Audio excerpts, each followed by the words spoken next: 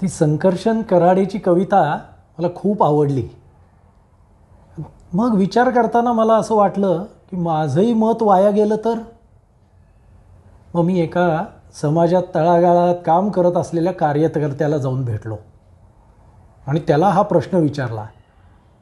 त्यांनी जे सांगितलं ते तुम्हाला सांगतो. आभाळाचा भगवा मातीच्या हिरव्याशी जोडतो, जरी त्याला राजकारण कळत नाही. शाश्वत विकासासाठी जो काम करतो त्याचं मत वाया जात नाही, त्याचं मत वाया जात नाही. पूर्वी मुंबई, दिल्ली, अहमदाबाद खुशाल बॉम्बस्फोट घडत होते. 2G, 4G, कोळसा, बोफोर्स सारखे घोटाळे धडधडत होते. आता स्टार्टअप, सेन्सेक्स, विदेशी गुंतवणूक उच्चांक गाठते आहे. कंगालमधील देशाचं नाव पहिल्या 5 दिसते आहे.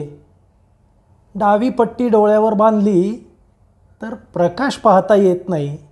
विकासासाठी जो काम करतो त्याचं मत वाया जात नाही. पूर्वी जनतेची कामं लाल फितीत, नेते माफियांच्या पाया पडत होते. पिढीजात आणीबाणीचे संस्कार देशभक्त तुरुंगात सडत होते. आता टेबलाखालून फिरणारा पैसा थेट जनधन खाती पडतो आहे. रेल्वे, रस्ते, एम्स, IIT देशात बदल घडतो आहे. कोणी अंधभक्त म्हणोत, पण रामावरची आमची भक्ती आम्हाला विदेशी निष्ठा चालत नाही.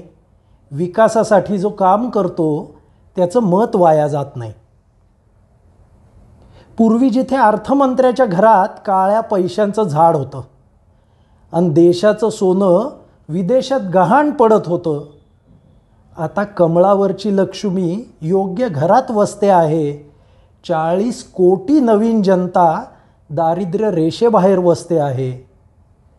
नेता असेल भक्कम तर आम्ही पक्ष चिन्ह पाहत नाही. विकासासाठी जो काम करतो त्याचं मत वाया जात नाही, त्याचं मत वाया जात नाही.